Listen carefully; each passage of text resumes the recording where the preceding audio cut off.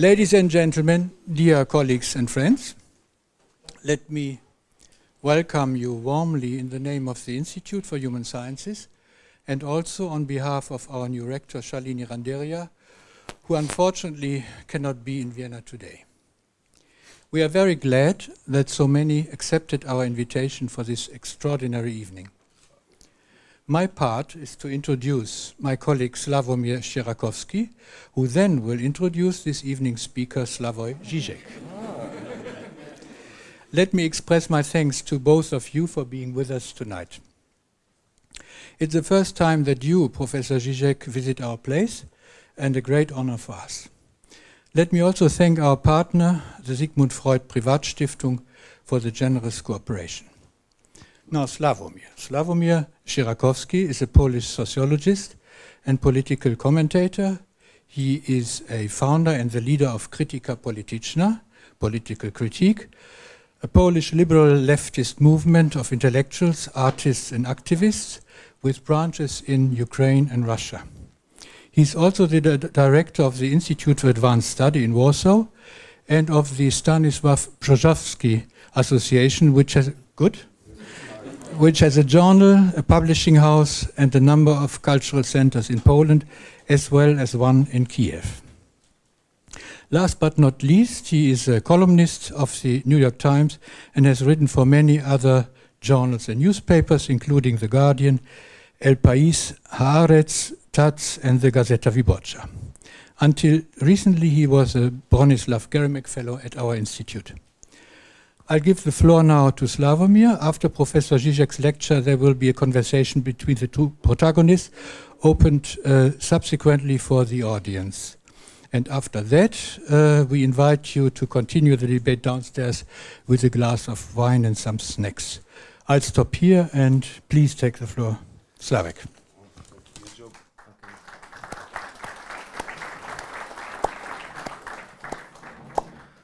So Klaus' job was much more hard than mine, or let me put it this way, more serious than mine, because introducing Slavoj doesn't make sense really, let's face it. For obvious reasons, Slavoj is, usually when you introduce someone you refer to the institutions, famous teachers, or like rewards, but Slavoj is more famous than any institution that he represented or comes from. And forgetting never, not even one reward. Which is probably makes you proud of yourself. Yeah, absolutely. And like you're almost so famous, or even more than Slovenia, I suppose. What is Slovenia? Exactly. Actually, I'm thinking some like province in the south of Europe. Yeah. Like, I mean, yeah, but probably capitalism is still more famous than you, which for the time being. Of course. But are you not afraid that one day you will open the newspaper and like see your name in the top 10 capitalist brands ranking, like just behind Coca-Cola and before Microsoft or something? I want higher. Microsoft. Sorry. I'm an old Stalinist. This is sabotage. Who is trying to... It's Coca-Cola sabotage. Yeah, but, okay. So like, introducing Slavoj through institutions doesn't make sense. So I will like tell you just two anecdotes. As Klaus said, apart from my academic interest, I run the organization, which is a left-wing organization, and we started cooperate with Slavoj around 10 years ago when he was first time our guest, and we were honored to host him a few times after it. But first time when he came, we just started a publishing house, which was very new, and of course we were a poor organization that time, and it actually doesn't happen very often that guests who criticize capitalism are really coherent in their, let's say, like life attitudes or behavior, as Slavoj is. So Slavoj, the first instinct of Slavoj was to transferring copyrights to his book to us instead of like giving it to the capitalist or like any other like major publishing house. For Poland. Yeah, we have I'm it not for totally Poland. Crazy. I mean, yeah. Yeah, but it was very, you know, it was a big help for us, and something which actually doesn't happen too often. Now we're okay, we can afford, but I will remember it. Another thing, which, because something always happened when you come, and when there was a first lecture in our then pretty small, not much bigger than this hall. Your first lecture was in our first informal, pretty much, headquarters in Warsaw. It was a flat in the building, and we had a horrible neighbors, and of course the army of people came to this lecture. And after it, the neighbor invented an idea that he will ask the community to force us to ask for the expertise, architect expertise, that just to make, you know, just to you know, bother us with this. And so actually we did it, and we found out that true, the building was a bit twisted after your lecture. So so this is something which made you a bit even more famous among our, you know, left-wing organizations. There are many other anecdotes, like one, just Slavoj referred to it before we started the event, to Klaus, asking Klaus what's the most famous and the most the best building, or the building that should be most appreciated in Warsaw. Klaus has correctly answered that it's a Palace of Culture, and this was exactly, you know, the Stalinist. This was actually one wish of Slavoj when he came first time to us, saying that that he accepts everything, any conditions, but he wants to have a view on Palace of Culture in his hotel. So we organized it. Then we started a cooperation with the hotel, which is Novotel in Warsaw, one of the old school hotels, but modernized, and now belongs to one of the famous Western hotel chains. But from this, and we signed the contract then, and now, when Hans Gumbrecht came to Warsaw last time, he told me, and it was like he's not the first time, he told me that that he has a great view on Palace of Culture, and then I realized that every guest of us has a view. I'm thinking what they think about us, but yeah, whenever Slavoj comes, he produces many anecdotes. Actually, the one thing which may makes you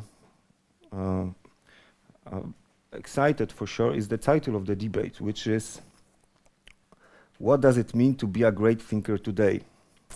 I couldn't find the one who invented this title. Yeah, no. Yeah, don't worry, you don't need to answer. I thought it's the critique of millenarian reason.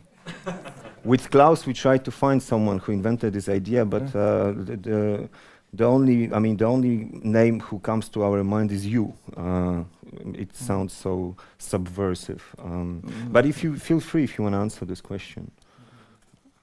No, the titles I like, but not because I'm lazy, but precisely because I'm a workaholic, are pseudo titles. You know, that they give the impression that they mean something, but basically they mean nothing. They give you full freedom. Like when I got that big prize 15 years ago at Wissenschaften Institut in Essen for a project that I ran there, I gave the title Antinomies of Postmodern Reason, which means strictly nothing, you know. Like, it can be about South African agriculture, it can be about, I don't know, fishing, are we killing too many whales or whatever, you know.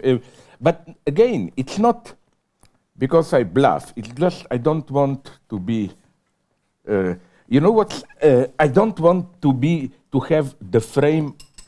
Actually, the title sorry, like the frame. You are dead already, but you don't wanna. You wanna stay alive. So just choose Maybe. Whatever you want, and yeah, and you can start your lecture. Okay, perfect. Thank you. So first, let me also express my gratitude and how honored I feel to be here, and I especially feel at home. This is my old socialist training. Look what's there. Marx Engels werken, no? From my youth. But to avoid a misunderstanding here with all these jokes about a Palace of Culture and so on, not only am I not, as some stupid people accuse me, a kind of a secret closet Stalinist or whatever. On the contrary, this is, I think, still the big trauma. I don't think we have a proper theory. What went wrong? In what way? How was something like Stalinism even possible, imaginable? And this is one of the reasons of my eternal tension with some followers of Frankfurter Schule or Habermasians. Look, one great argument against Habermas for me is this one. If you were to read all of Habermas, I doubt if you, let's say all about you knew about Germany in the last 50 years, you would have learned it from reading Habermas's books. Would you even have guessed that there are two Germanys? I don't think. Habermas strictly behaves as if he lives in West Germany, it's an immanent critique and so on. And that's what always, already when I was a student, that's what shocked me about Frankfurter Schule. On the one hand, what is their basic project? Dialectic der Aufklärung, which means, to simplify it, the horrible things that happened in the 20th century, Gulag, Holocaust, and so on, are not simply some regression into pre-modern logic like barbarism returned. No, they were something which was there as an immanent potential of the project of modernity itself. Okay, but then why did they focus in their analysis only almost exclusively on fascism? I mean, it should be done, no doubt here. It intrigued me that isn't Stalinism a much clearer example, case of dialectic der Aufklärung? Because fascism was not Aufklärung. It was, as we all know, a conservative modernization, like this impossible dream, how to have capitalism, without class struggle. For this, you need an external enemy, the Juden, and so on and so on. But, incidentally, I've written about it.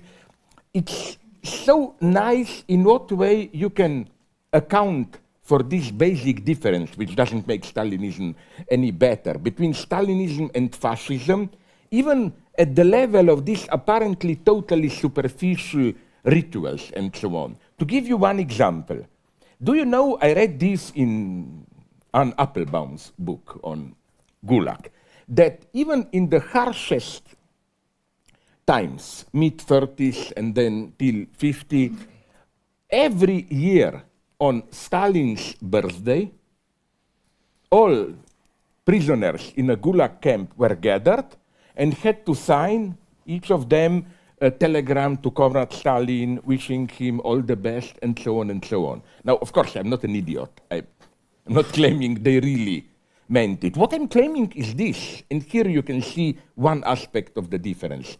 Can you even imagine something like this in Nazi Germany? It would have been totally meaningless in the Nazi universe, I don't know, to gather once a year all Auschwitz inmates and make them sign a telegram wishing all the best to Hitler and so on. Another thing which accounts for this difference, precisely this so-called show trials, monstrous trials. You have something which is specific to Stalinism there, this public confession. You know how it looks, like Bukharin and all of them. You were, let's forget in what way. It wasn't even primarily physical torture. It was more pressure, like, if you don't confess, we arrest also your children, whatever. Okay, but the mystery is why the need for this public confession? And you discover something very strange, how although the one who was at these show trials condemned and so on and confessed, although he was treated as the lowest of the lowest, you know, it's very interesting to read sacred texts of Stalinism, like a short history of a Communist Party, the sacred text, with regard to expressions they use, like it's piece of shit, vermin, insect, and so on. So at the same time, you are the lowest of the lowest, but at the same time, it is as if you still participate in universal human mind, that you can account for yourself. For example, I remember reading in the Czech trial, Slansky, I think it was, no? Rudolf Slansky, how at the beginning the prosecutor asked him, how did you become a traitor? And he says, I come from a bourgeois family. Already when I was a young boy, my parents taught me to hate workers and so on and so on. What's so interesting is that you see, you are shit, scum of scum. But at the same time, you participate in universal reason and can tell the truth about yourself. This is unimaginable in Nazism. That's why, not because they were better. You cannot, it would have been the easiest thing in the world for the Nazis to organize a big trial where, through torture and so on, they would have made some Jewish leaders, whatever, to confess the plot against Germany. It never happened. My point is that precisely in these perverse details, every prisoner still sending a telegram to Stalin or this confession, this is what makes Stalinism part of Enlightenment movement, that we all participate in it. And again, this is what shocked me. Why don't you find a theory of it in Frankfurter Schule? Now, I did my homework. I know you have Herbert Marcuse, Soviet Marxism, but this is, I read it decades ago, but this is just a very specific analysis of Khrushchev, his speech on the 20th Congress. It's not more. Then you have a couple of texts here, there, but no systematic approach to it. And I'm not accusing them, Frankfurter Schule, of being secretly communist. No, they were quite normal anti-communists, believe me. I read in this big biography of Adorno that, for example, in the early 50s, Horkheimer was so anti-communist that he even thought that social democrats shouldn't be allowed to take power. Social democrat in West Germany. So he was much closer to that first generation Theodor Heuss and so on, liberal politicians. No? So you see, here I think, that's why I'm so practically obsessed by Stalinism. Why? There is I'm not a right-wing revisionist, definitely not. I'm not playing the game, which is a very dangerous game going on today, of subtly rehabilitating fascism. You know how? The first, in my country also, Slovenia, it's happening. The first step is to say all sides were doing horrible things, to just apparently equalize them, no? Like, you know, this is an old story, like, okay, Germans did horrible things, but Western allies bombed Dresden and so on, all that. Then you go a step further and you say, very interesting, that you follow this, who is the historian? Nolte, no? Yeah, who wrote a book on Heidegger also. Then you say that, nonetheless, fascism was a reaction to communism, that it took all bad features from communism, like already in Soviet Union before Hitler, they had concentration camps and so on and so on. Then you just have to go one step further and say, those who collaborated with the Nazis, they were just confronted with a desperate choice. And they have tragically chosen the lesser of two evils. And in a way, we should understand them, maybe even support them, and so on and so on. And I think this is a very tragic tendency. Not that I have, again, any sympathy for Stalinism, but still I think, not that I think Stalinism was better. You know what is for me one argument for Stalinism? That it had dissidents. Dissidents also in the sense of inner party dissidents. Stalin all the time had to fight, from Trotsky to others who reproached him for, you betrayed the true greatness of communist project and so on and so on. In Nazism, you don't find this. Okay, we can play the game if Georg Strasser or those early SA Nazis were this. But afterwards, once Hitler established himself, sorry, I'm not aware of any tendency in Nazi Germany reproaching Hitler for betraying the true fascist legacy or whatever. And I think precisely this radical inner tension in Stalinism is a perverted effect of the fact that there was an authentic core at the beginning. I think that whatever you say, and we can play this game, I'm ready to play it. I'm not saying, I'm not a crazy Trotskyist who claims, oh, if you know this Trotsky's dream. If only Lenin were to survive 3-4 years more and made a pact with Trotsky, there would be no Stalin, we would have what? A kind of a happy social democracy or what? No, I think the tragedy was authentic. I really don't think there was a possibility of another way to be taken. But nonetheless, it was an authentic tragedy in the sense of it did begin as an incredible emancipatory explosion. It turned into a nightmare. And I don't think we have yet a good theory about it. Either we go too far into blaming, I don't know, entire history of humanity. Like, are we aware, that's why I like it, how crazy is Dialektik der Aufklärung, the book. It traces manipulative reason, so-called instrumentelle Vernunft, which culminates in 20th century horrors. It traces it basically to the very beginning of humanity, the first magic thinking, which is already manipulation. So basically the thesis there is that Stalinism, in an ironic sense, is the peak, the climax of the entire history of humanity, you know, in the sense of what began with the first magic, primitive, so-called manipulations, it culminated in Stalinism. So this, for me, doesn't do the work. I don't believe in this. At the same time, I don't believe in these simple delimitations. But you know what? I'm now getting caught into my own trap of 2-3 times it did happen to me that I gave a talk and all of the talk consisted of preliminary improvisations, you know.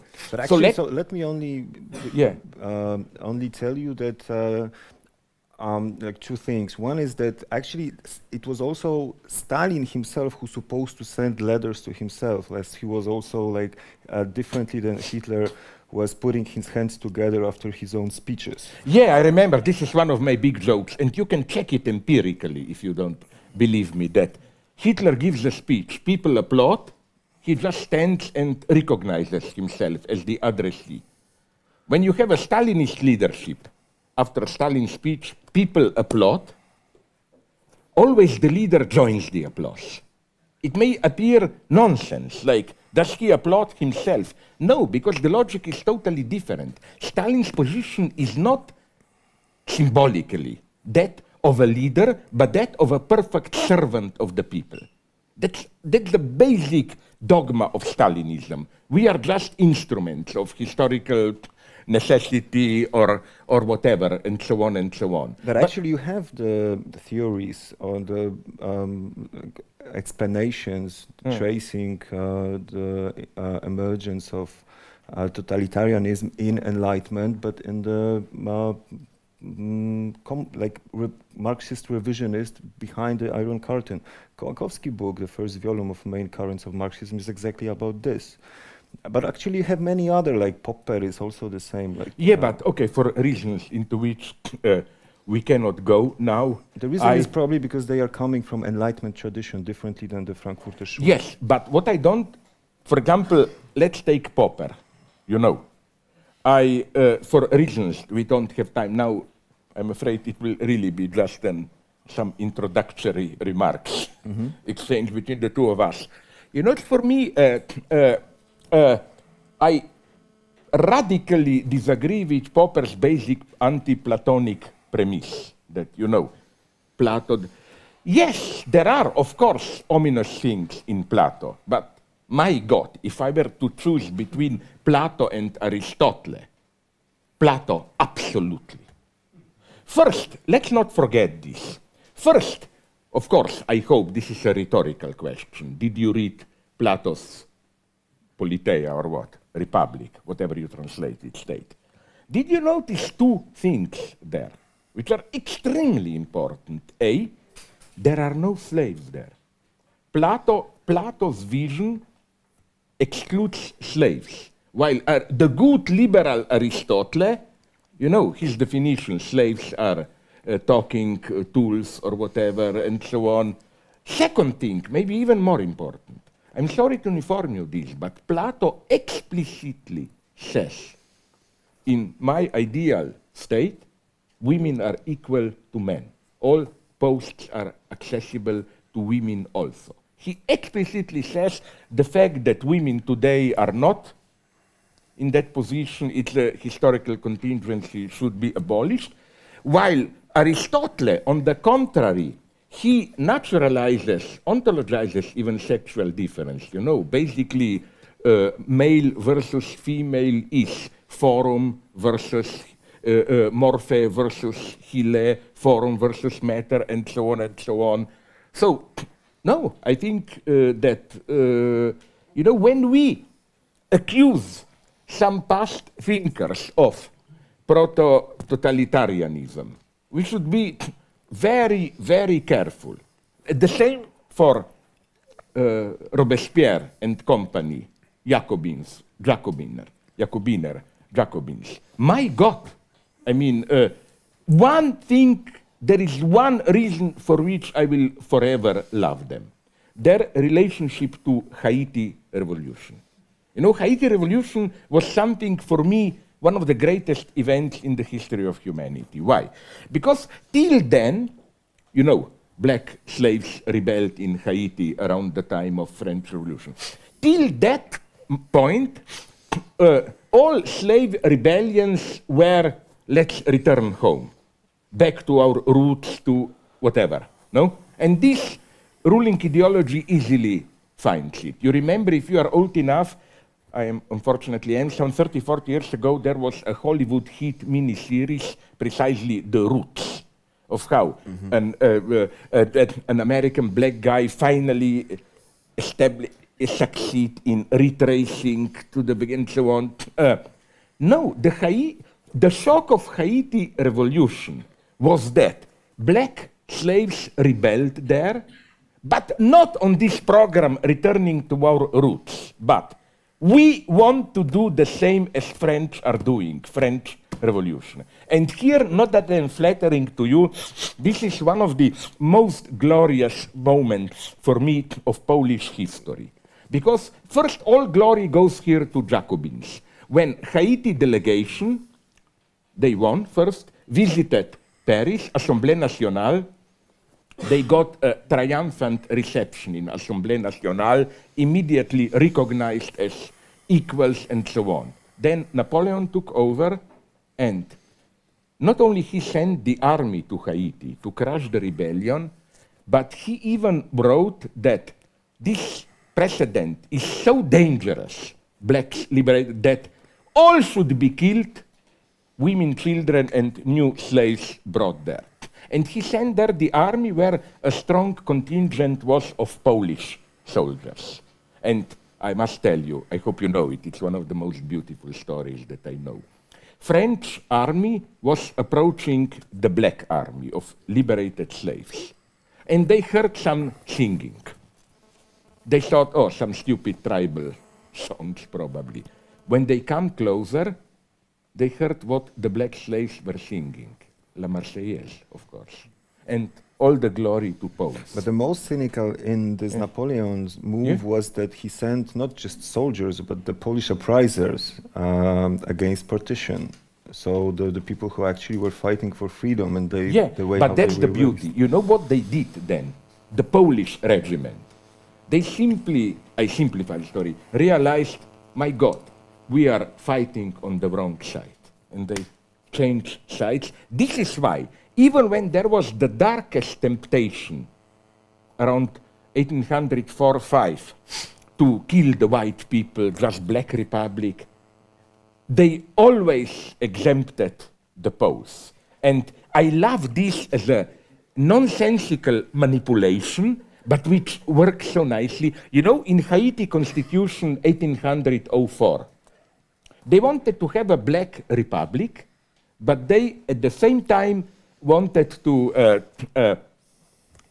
recognize the Pows. So, you know what? The Article 4, I think, of this Constitution, you know what it says? It says, Haiti is a Black Republic. All citizens of Haiti, independently of the color of their skin, are Black. I think it's an absolutely ingenious solution. No, but you see what I'm saying, to go back to the point. Yes, horrible things did happen in French Revolution, although, you know, for me it's all a matter of statistics, in the sense of like, read any precise history, and you will see that there were much more liquidations, killings by state, before Jacobins and after in the Thermidor. That it's very simple. Jacobins didn't just kill ordinary poor people, you know. They dared also to kill some notable people, you know. It's like my friend, the Indian writer Arundhati Roy, you know. She wrote to me, you remember 2-3 years ago, there were some public rapes in India. And we were all protesting, like 5 people raped a girl in a bus. I agree, to avoid it's horrible. But she wrote me, you know why this exploded so widely as news? Because the girl was, in both cases, there were 2-3 cases, middle class and the rapists were poor. She wrote to me, if you want to see horror, go to Bombay, or as you say now politically correct, go to Mumbai and visit brothels there. You discover absolute nightmares. These middlemen are buying from Nepal and poor parts of India girls from the age 4 and 5, and simply then you can have her, buy her relatively cheaply as a sex slave permanently, or I mean, it's nightmare, and it's not a secret. Everybody knows where this happens. You see, nobody writes about this. And we are talking about thousands of cases like this. Here I am returning to my old-fashioned paranoiac attitude of our freedom is bourgeois freedom and so on. Yes, we are free, but to what extent? What do we learn in our media? For example, back to India. You read so little bit about this in our media. You know that now in India, there is a big Maoist rebellion, so-called Naxalit, going on. Probably around 800,000, maybe 1 million rebels, fighting for their survival in the jungle, those poor tribal areas, army is now decimating them to develop mining there and so on. But it's not, like, it's incredibly worse than all the top hits of our news, West Bank, Palestine, and so on. No, India is supposed to be the biggest democracy, good, so you don't mention this. Did you see the movie, which is a shitty movie, I admit, but it has a moment of truth. Did you see Slumdog Millionaire? You remember what happens there at the very beginning? The guy who is just accused of cheating a little bit at some TV quiz is taken to a police station and they're tortured with electricity and so on. And I asked my Indian friends, is this happening? Yes, they told me. If you are not very rich, police is simply torturing people there. And I was told, this is a wonderful detail, that some Indian democratic intellectuals even organized a protest, a petition, wonderfully ironic petition, where they claimed, they demanded from the police to at least raise at the level of Chinese police in Tibet. Because they are torturing there in Tibet, but not if you cheat at the TV quiz, you know. There you are tortured, of course, we know when, if there is a suspicion of contacts with Dalai Lama political, no? So their demand was, please, just follow the Chinese there. Torture us only if there is a political suspicion or what. Don't torture everybody, and so on. So how much do we know? But I'm losing time. After this short introduction, we have, oh my God, we have, no, okay, I will try to, can we go a little bit over? Like, it's not that after 40 minutes I have to stop. Go with your flow. I hope, okay. Sorry? Yeah, but you know that I always fight this metaphysical notion of linear time. This is how I concretely fight it. No, okay, sorry. Now, what I wanted to do, let me do some serious theory at least, is my starting, now I will more report on what I wanted to do. My starting point was the 3 levels of what we confront as problems today and how they are structured. On the one hand, it is the absolute external enemy. ISIS, Islamic State, Boko Haram, this totally brutal, irrational other. Then we have the mid-level, let's call it new geopolitical tensions, United States, China, or Putin, Russia, and so on. And then we have the renewed, a little bit more radical left in our Europe itself. Syriza, maybe Podemos, and so on and so on. My point, of course, is that the most danger is the last one, Syriza and so on. That ISIS is, it's even so non-transparent to know. I have good connections with Israel. I'm informed what is going on there, who is supporting whom. There are some good reasons that Americans and Israelis are not totally innocent there. What is now confirmed, it was published in our press. You just have to look at it. You know, these are the small news. For example, do you know that in South Lebanon, most of the border is controlled by Hezbollah. And then you have one part of the border, eastern part, which is controlled by Al-Qaeda. Because Al-Qaeda is Sunni and fights Hezbollah, Israel is systematically, with arms, food, and medical help, supporting Al-Qaeda there.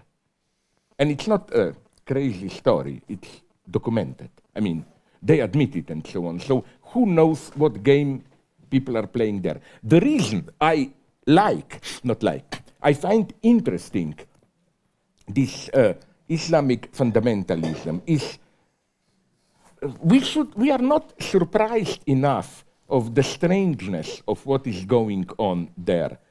For example, isn't it strange that we have Boko Haram, a big social movement which wants to restructure entire society, and its main programmatic point is women at their own place. That is to say, no Western education for women, which means no education, and so on and so on. Isn't this something so weird? How could this have happened? That all of a sudden we are back to the 60s when we were saying sexuality is political, but not exactly in the same sense, you know. And it's also interesting to what extent it's easy to make fun of Boko Haram, you know, but they are just the extreme point. There is more and more. This is, I think, what is also behind this fear of gay rights, or even, you remember, you were part of it here 2-3 years ago when that crazy Conchita Wurst won Eurovision. The Russian reaction was very interesting. It was almost one step towards Boko Haram reaction, no? Like Putin said, I read in the Bible there are 2 kinds of people, men and women. What is going on now here, and so on, you know. My favorite statement was made by Zhirinovsky, the nationalist, who says in Europe there are now no longer men and women, there is only it. You know, some kind of Stephen King monster, but still, okay, that's this so-called fundamentalism. What I find strange here are a couple of things. The first thing is that And here we should become more self-critical. Why is this happening? Why this, also in our country, with fundamentalists, this politicization of religion? Don't blame just Islam. You know that these are official data. FBI in United States has they have under observation 2 million Americans, Christian fundamentalists, as potential threat. Wait a minute, this is almost the same percentage, 1% too, as in Muslim countries. So, of course we should fight fundamentalism, but we should also raise the question, what is it in the process of global capitalism which generates fundamentalism? Because fundamentalism is not simply a remainder of the past. You know which example I always quote here? Afghanistan. If some of you are old enough, I am, unfortunately, I remember 40 years ago, 50, Afghanistan was maybe the most secular of the Middle East Islam countries. They had a pro-Western king, kind of a technocrat. They had they had a very, sorry, they have even a strong local communist party, and so on. Then, you know what happened? Communists made coup d'etat. When it failed, Soviet Union intervened to support them. Then Americans mobilized their allies like Osama bin Laden and so on. So you see what's the tragedy? One of the most tolerant countries, it became fundamentalist as part of being caught in global process. So we shouldn't play innocent here and mock them. There are fundamentalists in Arab countries. There are also fundamentalists in United States themselves. Or which country is probably, apart from ISIS, the most fundamentalist? Saudi Arabia. But are we aware what strange country Saudi Arabia is? It's nothing. It's something that survives strictly from American and other countries' money. It's something which has no substance. They're getting billions from oil. It's Western capitalism or capital organized as a state there. So, again, this would be my first point. Second point, why this politicization? Maybe, did he even visit you here? My Croat friend, Boris Buden. Yeah. He wrote a wonderful book on this phenomena where he developed something which I deeply agree. That this politicization of religion today that we are witnessing, it's not simply religion invading politics, but literally religion replacing politics itself. It's what we all know is happening. We are approaching an era where our societies are more and more depoliticized in the sense that we have all our private freedoms, but then experts run economy, and all politics that remains is mostly cultural politics. So it's as if politics, which is disappearing, losing its substance, authentic politics, political struggle, is returning in the guise of religion. I think that this politicization of religion is strictly correlative to the disappearance of politics from our societies. Now, okay, I will improvise a little bit, then you cut me short whenever you want. Next thing I would like to develop here is what does this mean? I've written about it for our notion of freedom. Are we free or not in the West? Maybe some of you know this line of thought of mine, but I would like to repeat it. Of course we are free, and I'm not a stupid Marxist who, I'm not trying to sell you this shit, you know, oh, it's just formal freedom and so on. No, the ABC lesson of Marx is form matters. So an authentic Marxist will never tell you, oh, this is just a formal freedom.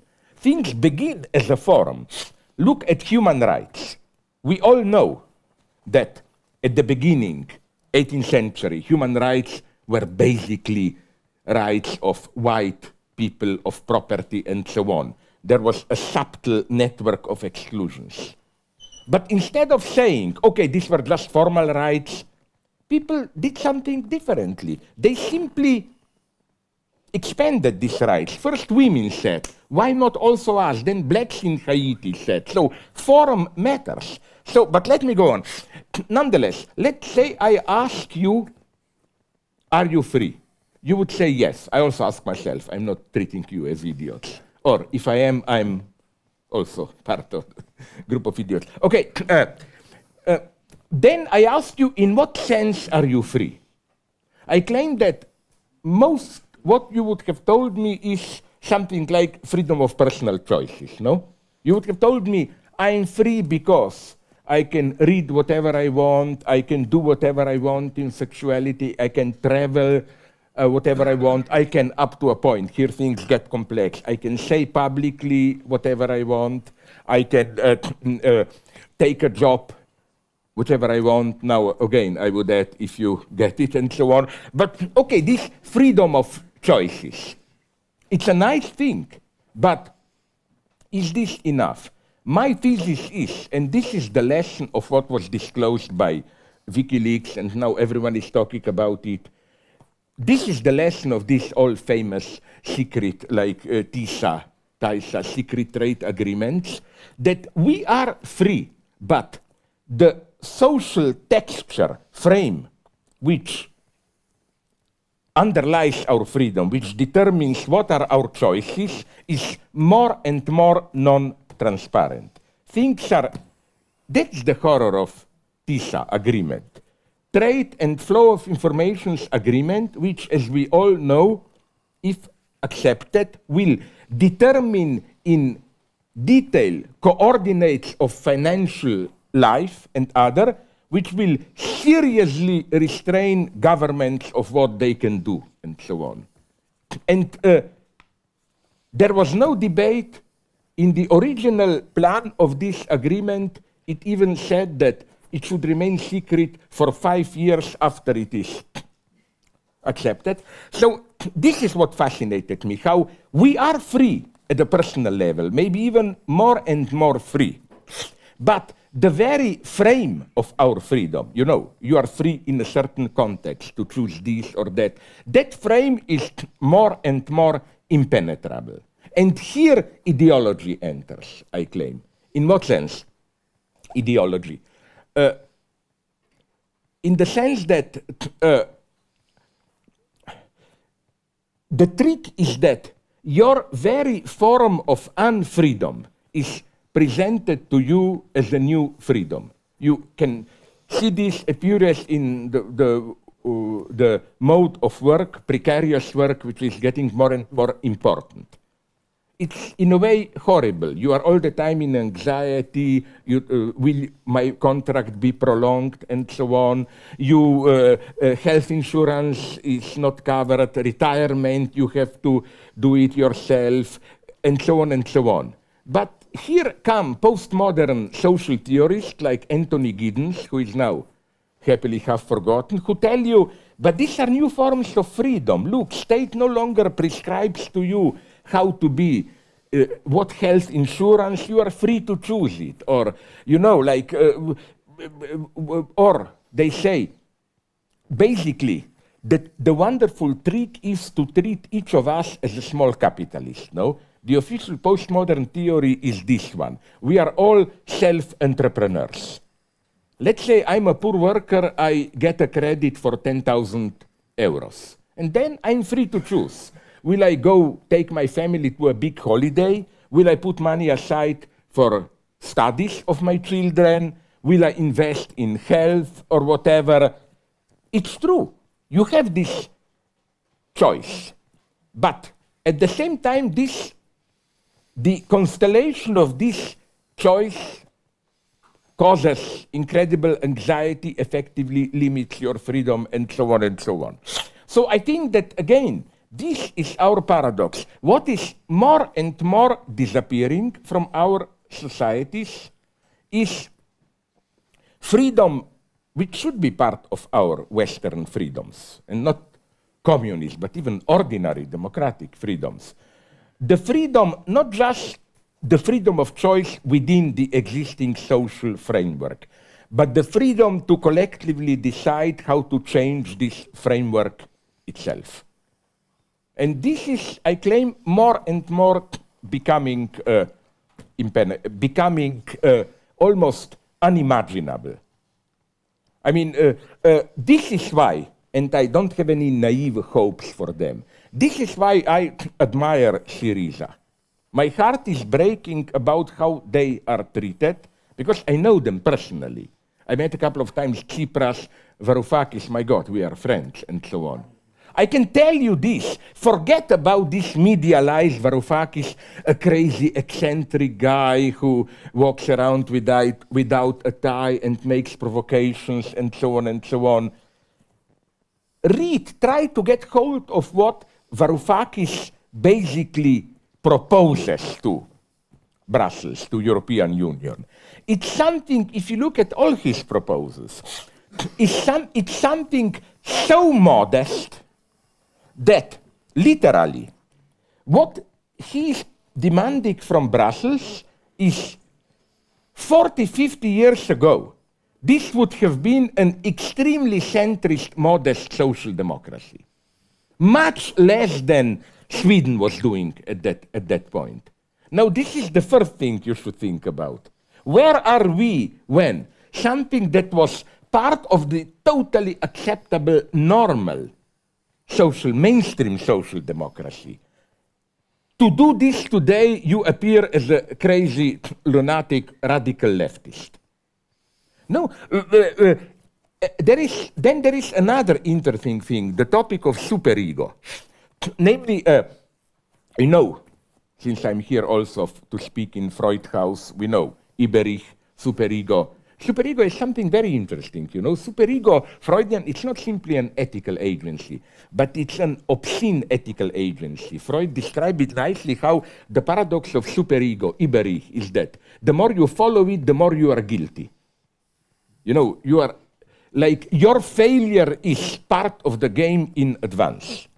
And it's incredible to what extent this is confirmed. Look, if you look at the statements by Varoufakis and others, they are not claiming, no, we Greeks don't want to pay the debt. No, my God, read them. Their language is extremely rational. They say, yes, we screwed it up. Yes. Their only criticism, or a couple of criticisms, are very rational. They claim first, listen, it's not Greeks as such. Which government is most responsible for the Greek debt? New Democracy government. Okay, we had elections. Whom did Western Europe support? New Democracy. Sorry, isn't this a little bit strange? That you have a fiasco, it's like, you know, fighting criminal and then supporting the main criminal. Second thing, not only the conditions, how this debt was acquired, but second thing, it's clear that, and here I would like to make you read, they are now popular, some of these post-Negri thinkers, Italian, like Franco Berardi or Maurizio Lazzarato. Lazzarato wrote a wonderful book called The Rise of the Indebted Man, where he has a wonderful, simple, but I think true theory of how in today's society, where you no longer can afford direct command, Herrschaft, domination, debt is the main way to control individuals and states. Because if you are indebted, you are controlled. You have to work for the debt and so on, to repay it and so on. And so the basic dialectic here is that it's absolutely clear that the question is not should the Greeks return the debt or not. I think that the secret ideal of those banks and countries who give debts is precisely that the debt should not be returned. That you have to be permanently in this controlled position, feeling guilty and so on. You know where I tested this empirically? Some 10 years ago with the help from Chavez, who still had money at that point. I mean, Venezuela Argentina surprisingly returned its debt to IMF. And I remember the official first reaction from IMF, which was, oh my God, what does it mean now? They will behave irresponsible. You know, they were really, literally shocked. They perceived as catastrophic news that Argentina returned, covered up the debt from them. So this is the next thing. What is so annoying for the West in Greece is that they admit their debt. This is even their reason. Varoufakis' reasoning is, listen, in 2008 we had 120 billions of debt. Now, after 7 years of your austerity politics, the country is almost ruined economically, but our debt is up to, as we all know, 85 billions. So, obviously, your solution doesn't work, not even for you. It's not that they are destroying Greece to get the debt at least repaid. They are not getting it. They are still throwing money. So Varoufakis extremely modestly is proposing them, let's make an arrangement, like give us a little break here so that productivity raises, so that we can at least pay you some debt back. And it's, I think, irrationality is on the side of Europe here. You know how you can detect this? That even, for example, when Varoufakis visited Cameron and Osborne, the two conservative central figures of British government, they had great sympathy for Syriza. You know where I heard great sympathy for Syriza? When I was in the United States recently. I always like right-wing TV. I listened to Fox News. There was a round table there practically pro-Syriza. So you should always be aware that what is happening now here, it's not at all about rational Europe encountering a crazy country who just wants to spend and so on and so on. No, it's a lesson of control, it's an ideological phenomenon and so on and so on and so on and so on. My next point, so let's go further. Another, and then maybe I can stop so that we don't go too far or how. Just one point I would love to make. Namely, the point about structure of power. How is power? This is, I think, an extremely interesting phenomenon. Namely, how does authority function today? Because I think this is part of this democratic game of, you know, we are all self-entrepreneurs and so on. Here I refer to the work of Alenka Zupancic and some other of my Lacanian colleagues in Slovenia. Traditional power works in a fetishist way, in the sense of you may know personally that that guy who embodies power is an idiot like you, but if he has the proper insignia,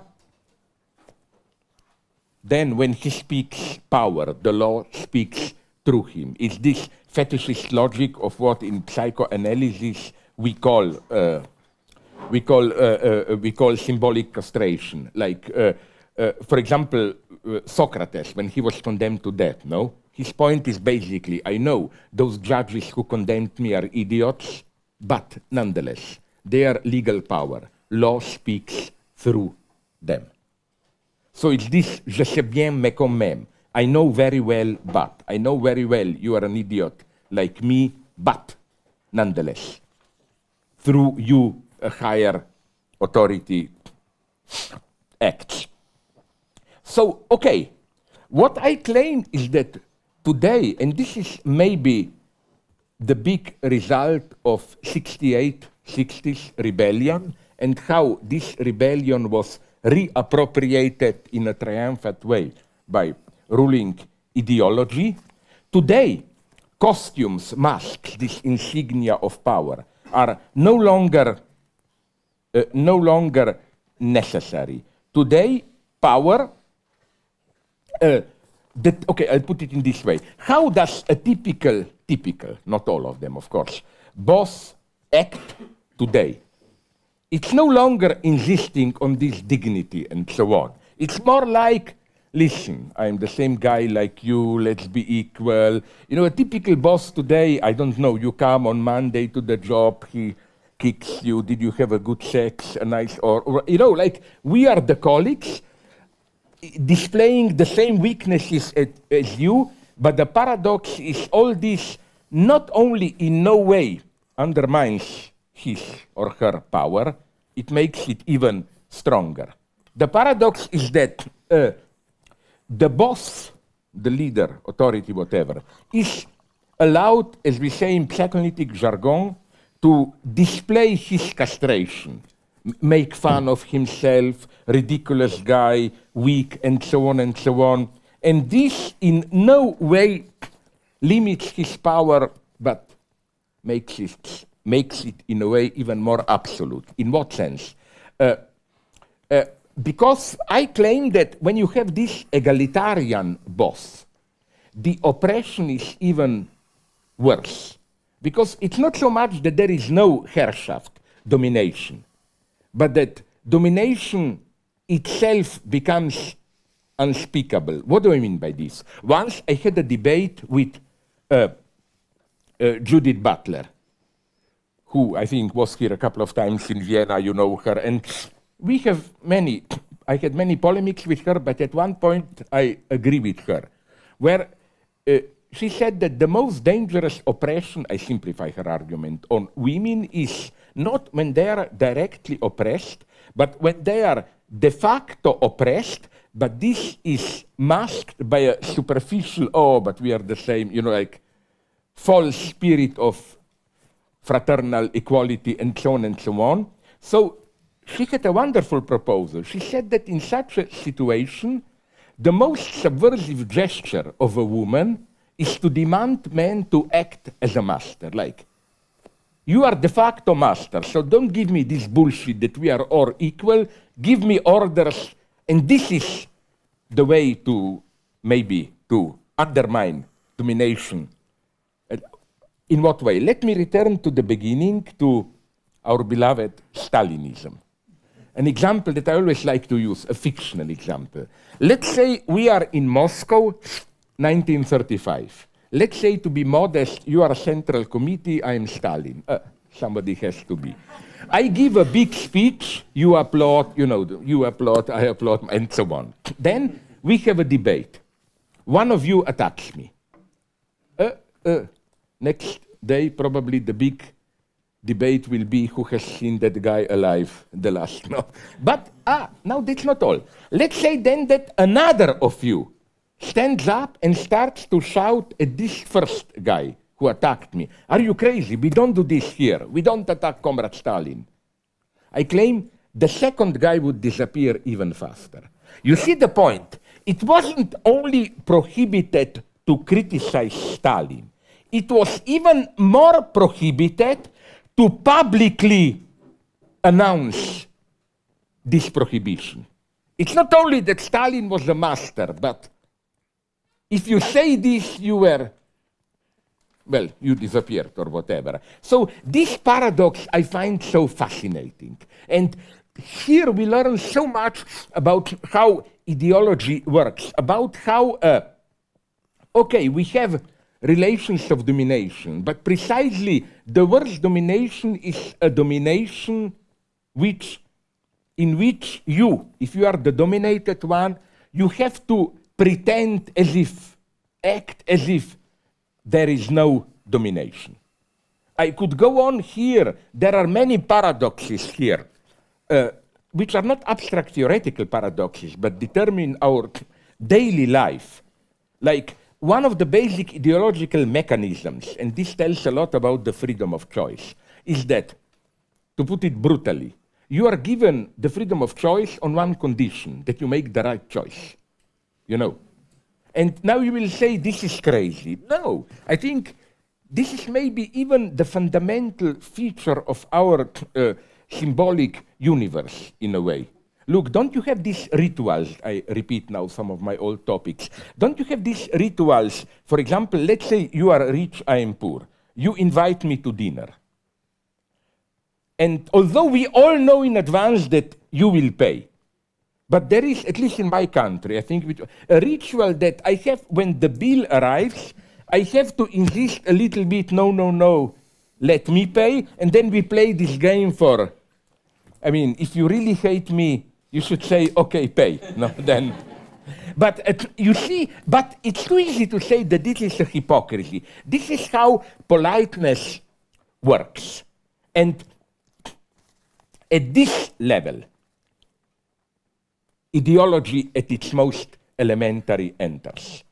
I hope you don't know it. There is a story which was told to me by a friend of mine when he served military service, when he did his military service decades ago in old Yugoslavia.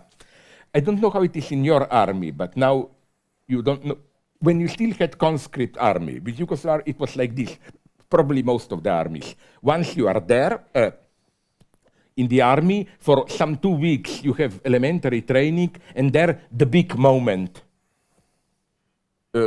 arrives, where all of you are gathered there, you repeat the pledge, I am red, blah, blah, and then you sign your name in some book and you are a soldier now. Okay.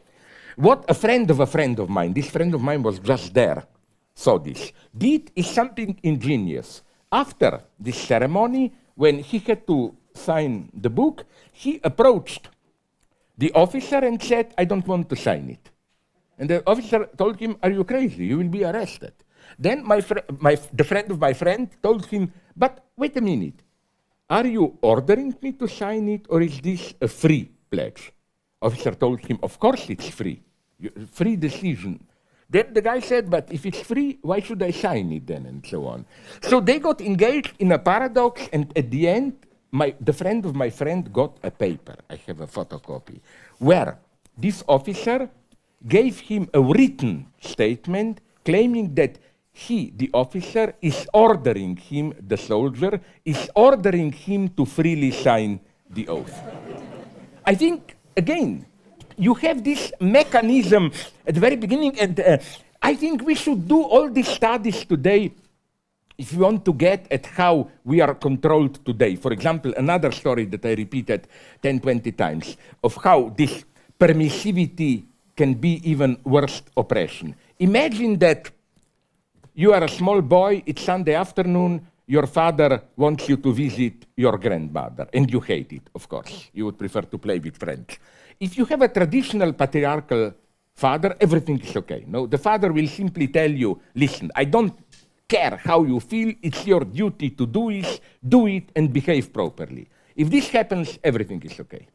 You will rebel, you will become a normal young guy, okay. But now enters the monster called postmodern permissive father. What does he do? He does something like this. I know because I experienced this. He tells you, you are free to go or not, but please be aware of how much your grandmother loves you and misses you and so on. So you know what he is really telling you? He is subtly not just ordering you to go, but he is ordering you to go voluntarily, to freely go. You know, this is the true terror. Not just you have to do it, but you have to want to do it. And I think, again, mechanisms like that are absolutely crucial today. This is what, I'm sorry we don't have more time to go into this, because this is, I think, so fundamental. That's why, if there is an era that I remember as a pure paradise, it was my military service. No, I'm not crazy. No, precisely I was shocked, disappointed. In my psychological structure, I'm kind of a fascist, probably. I like discipline and order. And what shocked me in the army was how it's not really like that, at least Yugoslav army. Beneath the discipline and order, there is an obscure domain of obscene jokes, perversions, and so on. And it took me a long time to guess how. There is nothing subversive in these jokes. They are absolutely crucial for the military discipline to reproduce itself. You know, and then more and more I'm convinced that every institution has something like this. For example, in United States, the top colleges, you know, you have all these fraternities, sororities with their obscene rituals and so on. In Yugoslav military, another thing fascinated me. This is what my gay friends don't like to hear. Officially, publicly, the army was extremely brutally homophobic. And it really meant it. If a soldier was discovered to be gay, he was every night, nobody dared to talk to him. He was usually every night beaten, you know, the standard ritual. Somebody puts a pillow on your head and others beat you with their belts and so on. Okay, you will say, okay, it's not so simple. Because at the same time, the entire army life was penetrated by homosexual innuendos and so on. I remember, for example, in my unit, when you met your friend in the morning, you didn't say good morning, you say smoke mine. This was an euphemism for fellatio, you know. Like it was I could give you dozens of it. So you know what fascinates me so much? That no power structure can reproduce its, you need what I call inherent transgression. Apparent dirty transgressions, which may appear even subversive, but they are part of the game. They are crucial for the reproduction of power structure. So why is this so important today? Because I think that today the official public structure is more and more egalitarian. Yes, but relations of domination survive at this implicit, obscene, unspoken level. You know, this secret, like, when do you really admit something? When do you really belong to a community? From the nation to a family. It's not enough just to follow the explicit rules. It's also to know how and when to violate these rules. I think a community is never defined, any communal body, just by the explicit rules. You not only, this is why people who, to learn manners, go, but nobody cares about it today. You know, when I was still young, you had these people who taught you good manners so that you know how to behave in high-class society, and it always fails. Why? Because they taught you the rules, but they didn't teach you how to violate the rules. You are really a member of a community if you know all these implicit rules of which rules are you to take seriously, which rules you have to violate, how. For example, there are rules which are meant to be transgressed, especially in sexuality. When, for example, in traditional patriarchal sexuality, when father tells you not to mix with girls, it's really a call, do it discreetly, and so on and so on.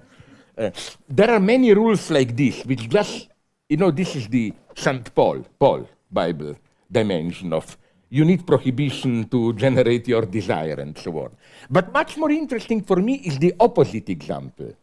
Not when something is prohibited, but the message of the law is to do it, but when something you are permitted, even solicited to do it, you know, that you are given a freedom on condition that you don't use it. So if I may conclude with a story from my youth, I wasn't a big dissident. I was kind of a half dissident. And I remember when I was young, I was in a student journal, and there were elections. Now, in ex-Yugoslavia, elections were not as bad as in Soviet Union. The party didn't get 99.7. They had enough, about 85%. But we knew it, no? How it would. So we at the journal asked ourselves, what should we do? Some radical idiots proposed, why don't we simply openly do a heroic gesture? Let's publish an issue of this journal where we claim these were not free elections, these were a fake, and so on. Okay, we said, but everybody knows this. What would be the point? We would just appear idiots, you know. So then one of us, not me, had an ingenious idea which worked. We said, they are claiming that these are real democratic elections. So let's just treat them like that. And on the evening of elections, we published an extraordinary issue of the journal with big titles. Latest election results. It looks that communists will remain in power, you know, like. And it was such a wonderful act because they were so furious at us at the Central Committee. Not really, we didn't reach being correct. And they called us there and said, boys, don't do this, you provoke us. Then we just naively said, listen, these were free elections and we felt the duty to inform people of the result. And it was so tragic, this party bureaucrat, because he couldn't have told us, no, they were not free elections. He just said, boys, don't fuck with me. You know very well what I mean. We asked him, but what do you mean? Don't mess with me. You know, like, I almost felt the sympathy for that guy. You know, and now to really finish, because you once, when we had the last debate, asked me, where am I? Revolution, social democracy, whatever. I combined the two. No, not in some stupid, synthetic way. That's why I like Syriza. That's why I like, up to a point, it's so fashionable today to be against President Obama. He did some good things. Why? Take Obama and universal healthcare. It's nothing revolutionary. My God, most of the Western liberal states have still some kind of universal healthcare. But in America, in the United States, it's a traumatic point. You know what happened to Obama. He was dragged up to the Supreme Court and so on. So I think the art of politics today is to formulate a specific demand, which is a very modest one. Nobody can accuse you, you want Stalinism or whatever. Like Obama healthcare, it's something that Canada has. But in that concrete constellation, it is extremely traumatic. You trigger a whole process. So not big demands. Big demands can often be meaningless, you know. I mean, I remember this from my communist youth in communist Yugoslavia in the last years when they allowed dissidents, up to a point, dissidents become a profession. These were wonderful times, you know.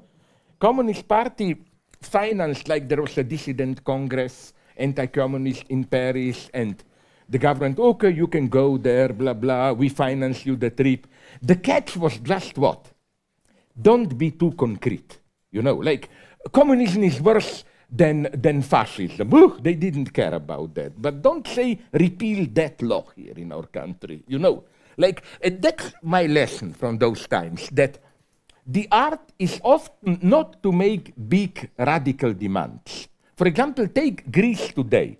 They have a communist party, which is still pretty strong one. Usually it gets between 5 and 10%. Now they lost. And it's the last big, as far as I know, Stalinist communist party. By Stalinist, I really mean Stalinist. They still reprint the collected works of Stalin, which is their sacred literature. And even, for example, their enemy is not Gorbachev. Their enemy is Khrushchev, who betrayed it by critics. And they said, no, Syriza is social democratic. No, let's wait. We want authentic revolution. And to be cynical, all right-wingers love them. Because they know that it's totally meaningless. They don't threaten anyone. Nothing changes. It's just a very comfortable position of sitting there in the back with your radical demands and so on and so on. You know, that's the tragedy. If you say, we want communist revolution, it means nothing. If you just say, like Varoufakis, let's renegotiate debts a little bit, everyone is in a panic. And that's what we should learn. And here we should be very specific to specific countries. For example, in the United States, universal healthcare triggers a process which you never know where it will end. In our countries, multiculturalism is a manipulated phrase. In Turkey, it means something, with Armenians, Kurds, and so on and so on. Here I see an option, you know, because I love movies, so but we are very prominent members of this community. We broke all the disciplines, rules, and everything, especially beginning with the time rule. You see, now I understand how us in Poland. You're like Jaruzelski now. Of course, no? of course. Okay. However, sorry, I stopped. Yeah. However, okay. as for Jaruzelski, this was this part of the communist regime that already started to look in certain dimension as what you hate in capitalism, which is the cynical, I didn't have time. I totally agree. No, I will not talk again. But let's confirm it. That's crucial. How cynicism works today. I claim it's not only that ideology works, even if you don't take it seriously. Exactly. I'm ready to go a step further. It has to be not taken not seriously to work. We have this, and again, I know this from my youth in Yugoslavia. I know two friends who worked at the Central Committee in the 70s. They lost their job. One of them is Ivan Hvala. The other is my friend. Why? Because they took self-management system seriously. They really believed in the system. And for nomenclatura, this was a horror. This was the first step towards dissidence. This was exactly my point. The biggest fear for the late communists were the people who will really believe still in Marxism. Yeah. And immediately they expelled them from party, or like at least they isolated them somehow. Actually, you know, there were so many questions asked to you, but I realized that maybe one is, or never or rarely, I don't believe that there is any question not already asked, but one cannot... and not already answered, yeah. But actually, I collected all the examples of those paradoxes that you invented, that you mentioned, like the one with Syriza, the one with Fox News, that actually is like a big fan of. No, I couldn't believe it. But I think if you would like. No, sorry, can I just very briefly explain to you, and you will immediately understand me. Very reasonably, the point was what really made them afraid, Fox, right-wingers, was. But in this way, we are pushing Greeks to Putin. No, actually, this is the problem is that actually you can explain all those paradoxes pretty easily, giving the small answers, and the only disadvantage of the small answers is that they are not really spectacular.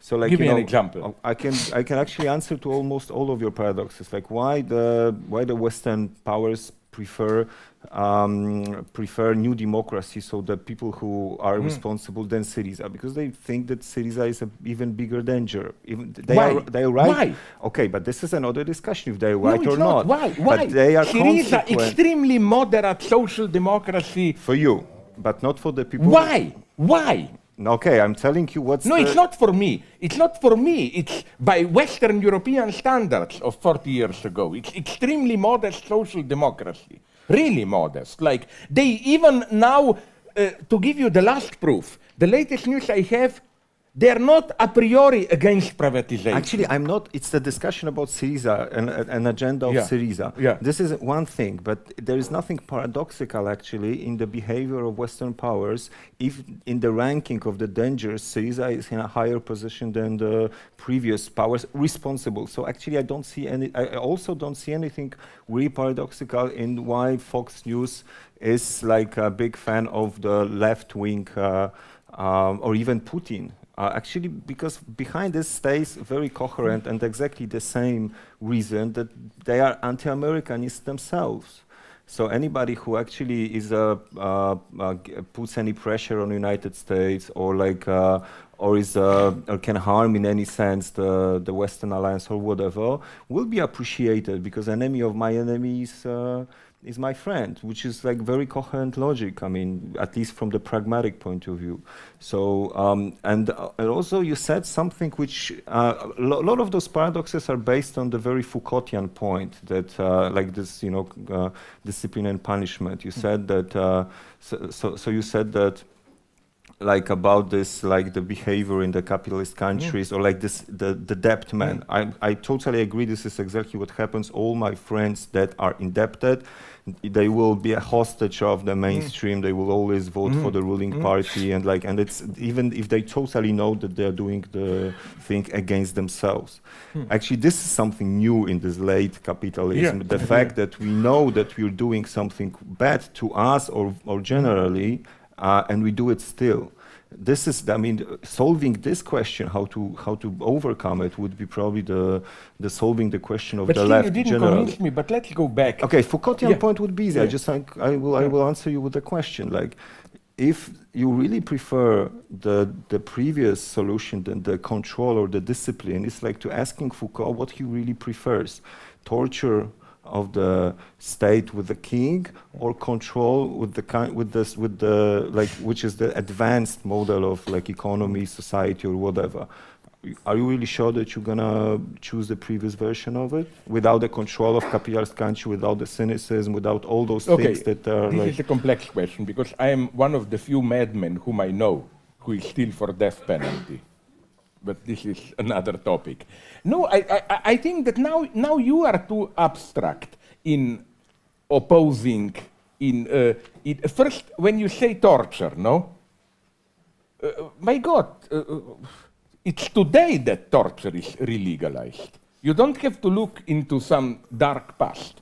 This is another point of ethical regression that I want.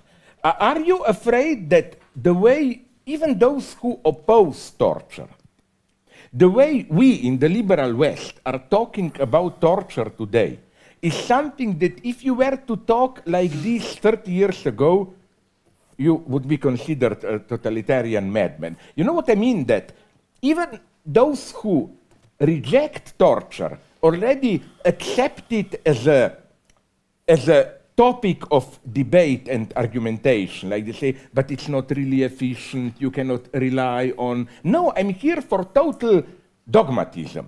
I think we should rehabilitate dogma. Progress of humanity is the more good dogmas you have, all the better. So that you will not think that I'm crazy, let me give you another example, rape. Sorry, I wouldn't like to live in a society where you would have to argue all the time, you know, women really don't like to be raped or whatever. I would like to live in a society where you don't argue about this, where if somebody starts with this bullshit, you know, but women really secretly enjoy it, he simply appears as a miserable idiot. You know, and again, it's easy to agree with this on rape. I would say the same about torture. But actually, it's like what the difference between one step of feminism and the second one. First, you have to show the difference, then to like overcome it and to forget it in an active way. So like, so this is why you have to like open the question of rape exactly to close it and then to put it as a part of consensus which is behind the discussion. But I don't see anything paradoxical. Actually, I also don't see anything paradoxical in this like Saudi Arabia example. Saudi Arabia is supported by the Western powers because this is the one of the very not too many solutions to control the region. Like Libya, for example, is something which might be a big problem for your like order of or line of thought. Libya actually is a country that was defeated like a dictatorship and created much more horrible problem exactly for the people to. Yeah, but it's not only Libya. Afghanistan is the same. Iraq is the same. I seriously claim that with regard to the position of women, Iraq now is worse than under Saddam. And I have no sympathy for Saddam. But whatever you say about Saddam, his regime was basically a secular regime with pretty important posts for women, education of women, in his good years before he, and that's the problem with dictators, before he went crazy. But actually, these are the not easy questions. Like, would you really like to, like, I don't know, invade Saudi Arabia or like cut Saudi Arabia from any cooperation with Western powers? And what you get is for 80% the total mess in the or like the internal war, which, as any civil war in Islam countries, is totally bloody. The biggest victim of Islamism are Islamists. Islam themselves, of course. I see your point, and I'm here very pragmatic. I'm not a naive idiot who claims, you know, just give them democratic freedom and so on and so on. I'm just saying that, and this is not even a very original point. If you already return to this, the original scene is the end of World War I, when you had Lawrence of Arabia and all that bullshit. Let's not idealize it. But you have a kind of a genuine movement among Arabs, and then I think that this, not even United States, it was mostly England and France, when they cut it with this, all states that we have now there are totally artificial. Afghanistan is artificial state, Pakistan is artificial state, and so on and so on. So all I'm saying is that the first thing I'm not proposing any easy solution, but if you ask me these two cases, Saddam and Gaddafi, please, they were disgusting, and I know horrors, my friends told me who were there as journalists, but I think it would have been much wiser, now I will be cynical, and I will say, especially from the Western interest, not to overthrow Saddam and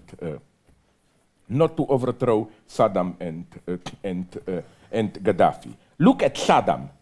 Listen, that's why United States practically supported Saddam. I think, if you ask me, step further, the original sin of the West is... Then Slavoj Zizek or someone else would challenge this, or like actually would say why West doesn't like invade Iraq or Saudi Arabia if there is like, and so on. So like actually... No, I agree. This is a very complex topic. I agree.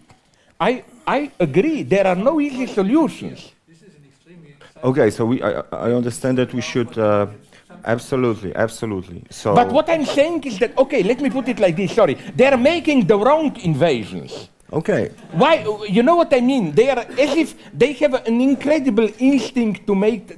Look, the big fear of United States is Iran. They invaded Iraq. What's the result of this? That the main political force in today's Iraq is Iran, who controls the Shia and so on and so on. It's just breathtaking. And but sorry, to make another, no, precisely, if you ask me, I'm pretty much a pessimist here. I think we live in a complex world where whatever you do is in a way wrong, but my counter argument to what you said about Greece and so on, I'm not talking about justice here. I think that what Western Europe is doing now with Greece will be in the long-term catastrophe for European Union itself. That's my very simple prediction. Okay. It will cut Europe into two, who knows what will happen. I think, or put it in this way, as an old dogmatic Marxist, you know, people say, oh, there is we think we are in democracy, but there is some secret ruling class. I hope there would be, there is not. European political elite is more and more losing its ability to govern. And it worries. Now, even if I don't have, I should say, Klaus saved you from more of my questions. And let me collect how many I can negotiate with the organizers. Negotiate with yourself. Yeah.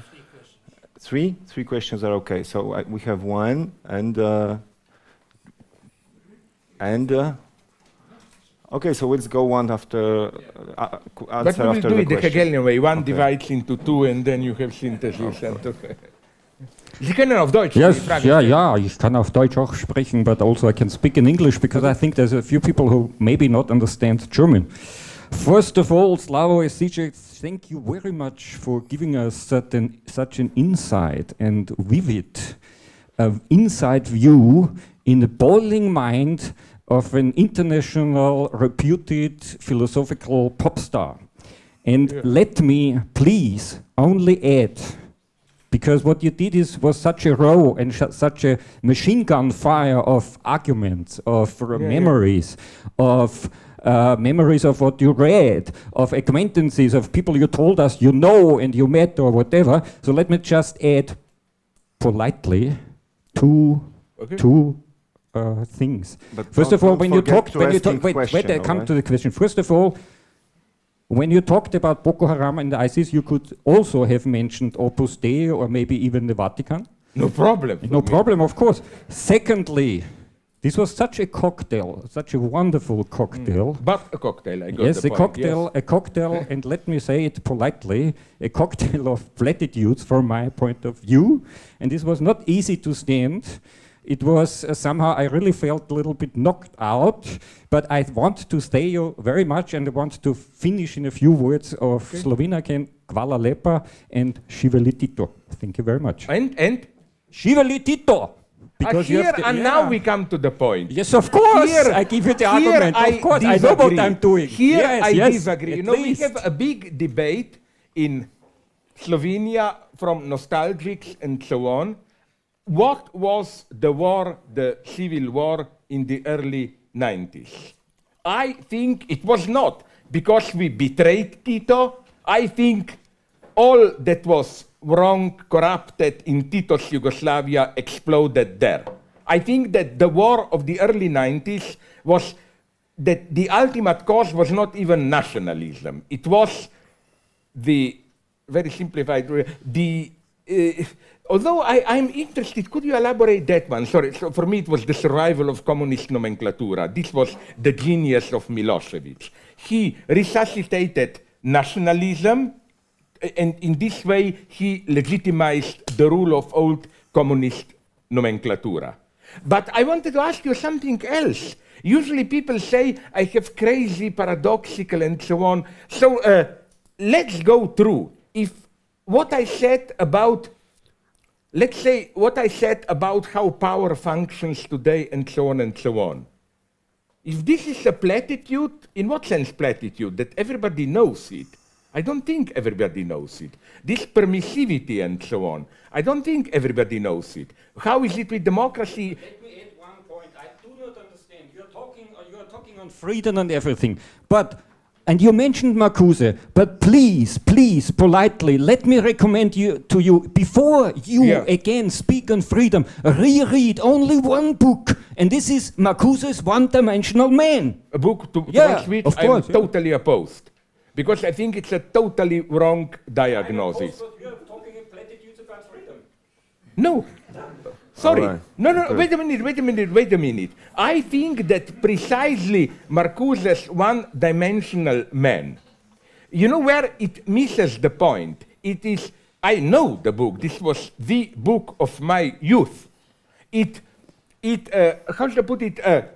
It accepts as a fact that capitalism will succeed basically as this new one-dimensional society and so on and so on. I think he didn't see antagonisms of capitalism and so on and so on, not to mention the fact. First, I think that as an analysis, socio-economic is wrong, but especially, and every philosopher will tell you this, for example, the model of cheapest wrong Marxist, pseudo-Marxist criticism, the chapter against ordinary language philosophy, Austin and so on. Making fun of it, this is how theory, we may be critical about late Wittgenstein and so on, but it's nonetheless, it was a tremendous revolution in philosophy, useful also for critique of ideology. Marcuse there, not to mention, you know what's for me with Marcuse wrong? Or take his, for example. Now I will go even further in my platitudes if you want. When I see Eros and civilization, I claim, fuck it, maybe Goebbels was right, just in the wrong way. Maybe we should burn books, but just Goebbels had a good principle but didn't burn the right books. This book is so totally worthless, this Freudo-Marxist idea, you know, sexual freedom, all the differences disappear. No, hedonism is today in power. I think precisely topics which, that's the horror of the 60s, that all the big messages of the 60s, sexual liberation and so on, were integrated into the ruling system. And I'm ready to go to the end here. Today we should make hard work, discipline. That should be our mottos today. So again, I find it, you know which, I agree Samuel, with let's this. go to another question. Marcuse wrote one good book, Vernunft und Revolution, before World War. Okay, okay. I mean, it's easy. I think it's easy case to criticize Marcuse and a bit waste of time. But is there any other question here on the audience? If not, then I will pose the last question, and then we go to the. No, but well, actually, something which bothers me is how you, by yourself, of course, considering also some of your arguments, distinguish between the radicalism, which is very useful to satirize the left-wing positions, and the radicalism which is efficient politically. Which? Which? Show me one radicalism. No, No, I am for it, but what do you mean? Well, it's actually, there are too many examples of like left-wing intellectuals, or like, you know, circles, movements, whatever, that are very useful for the mainstream to satirize the left at all, because like I don't think that. Do you really need a reason, or do you need an example? Yeah, you mean this? Like how to distinguish between political radicalism and anti-political radicalism, to put it this way? No, I just cannot locate the terms here. I am for radicalism. I'm just saying that sometimes to be truly radical is to insist on a tiny small point which may appear nothing, but if you press on that point, you trigger a process. But you know what's the problem? Maybe I should conclude with this, really. You know, what I hate, although sometimes we have to use this term, I hate the left which tries to reinvent itself as democratic socialism, like PDS and so on. I'm neither a Democrat nor a socialist. Why? First, socialism. I hate the term. Why? Because it means today just, no, we are not the bad communist totalitarians and so on. Socialism is something that everyone is ready to accept. Your compatriot, Otto Weininger, put it nicely, and of course I turned it around when he said, socialism is Aryan, communism is Jewish. Yes, I'm for communism. In other words, socialism is just a general motto for we shouldn't be too egotist, we should think about, everybody can be a socialist. It's meaningless. I'm for communism. Of course, not for the 20th century, but whatever. Second thing, democracy. I don't despise it. It has its mega authentic moments. But nonetheless, I think that literally, quite literally, democracy is our fetish. Fetish in the sense that, strict Freudian sense, you know, Freud says fetish is the last object you see before you see that woman has no penis, whatever. So in what sense does this work? This castration, woman, no penis, would be vaguely a social antagonism. And I think that democracy functions how here? The model are two American films that I really hate, and I would put them on that Goebbels list to be burned. All the President's Men and Pelican Brief. They appear very critical, Hollywood left. Oh my God, the whole American state is corrupted, you know, and even the president is corrupted. Why then, when you finish watching that film, do you feel so good? Because the message is, but nonetheless, look, now I'm talking about All the President's Men. We live in such a great society that, you see, two ordinary guys, journalists, can overthrow the mightiest men in the world. Isn't this a great country? You know, this is democracy as a fetish. It's, yeah, antagonisms, but we have democracy, we can be calm, and so on and so on. No, I think that democracy should be saved, of course, but it's a problem today. Everybody knows who is honest that in order to confront what we are facing today, new forms of racism, new forms of apartheid, ecology, biogenetics, whatever, the existing form of democracy is not strong enough. That's all I'm saying. And I'm here a radical pessimist. I'm definitely not saying back to a Leninist party. I'm well aware that it was much worse. I'm just saying that, well, again, take we don't even have mechanisms to cope with this. Just imagine, I recently spoke with a friend of mine from Japan who told me it's now becoming public that, do you know that after that Fukushima explosion, for 2 days, 3, but they didn't make it public. Japanese government thought that they will have to evacuate the entire Tokyo area. Then, but imagine that you have to do something like this. Who will decide it? How? You know, this is why, incidentally, I am also absolutely opposed to this Negri topic, multitude, local self-organization of people, local democracy, and so on and so on. I'm totally for the rehabilitation of political representation. For me, this idea of, you know, locally people debating everything, deciding, first, it's not strong enough to confront our problems. To have an efficient local self-management democracy, you usually need a very efficient state, which provides all the background. Second thing, I don't think this is even now, to provoke you even more with another platitude, I don't think I would even like to do it. Look, let me look deep into my heart, if I have one, which I sometimes doubt.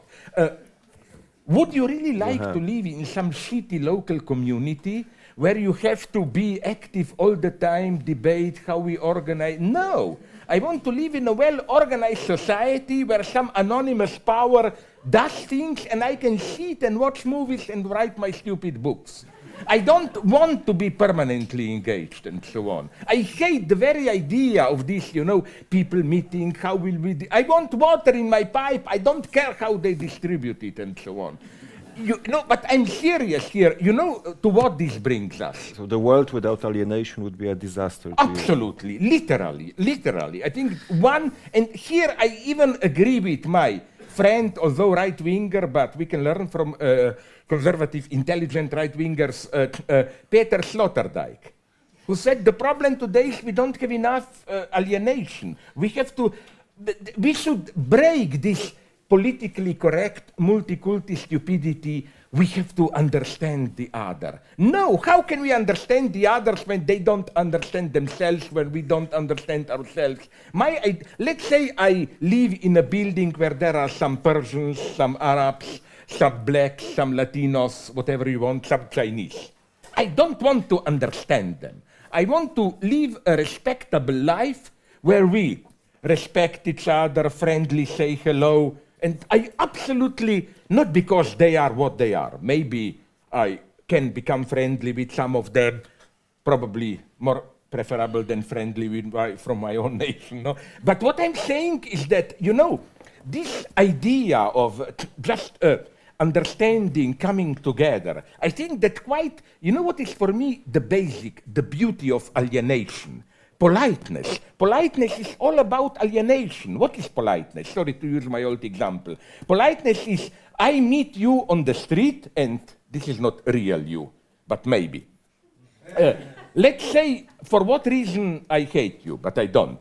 And I meet you, and of course, before I notice you, I start to curse. Why didn't I notice you 3 seconds before so that I could cross the end? But then, when I see you, we have to say, hello, nice to see you, how are you? Now, listen to the paradox. We both know that I don't think that it was nice to see you, and that I don't give a shit about how are you. But nonetheless, it's politeness. It's, in a way, a sincere lie. The message is much more refined. The message is not, I am lying. But the message is, even if I am now in a bad mood and don't care about you, nonetheless, there is a certain fundamental acceptance, benevolence, and so on and so on. It would be, in other words, politeness in the sense of this basic alienation of language, that you don't say what you mean. It gives you the breathing space, my God. And here, I think, with the help of Freud and Lacan, we should correct Marx. I think that the whole topic of literally, we need more alienation. Why this hermeneutically imperialist approach, we should understand them, we should understand them. My second dogma here is the only practical understanding that works is struggle. Not with the enemy, but solidarity in struggle. I hate another candidate for that Goebbels book burning. You know, those, they were popular when I was young, those UNESCO books describing all the world cultures, you know, how beautiful this, that culture, that's disgusting. My point is that, we in our culture have our own conflicts, antagonisms. They have their own conflicts. The only authentic universality is the universality of struggle. To discover that our struggle is part of the same struggle as their struggle. That was for me, with all the illusions, for example, the magic moment of, with all the illusions, I know, Tahrir Square in Egypt. All of a sudden, it wasn't important. Are they Muslims? Do we mean the same things? It was an instant universal solidarity, and I don't think it was an illusion. You see, this is what I believe. In India, I immediately connected with them. Why? Because I hate their post-colonial cultural studies, which is for me just basically half Indian racism and so on. But I discovered that the majority of my friends have exactly the same attitude.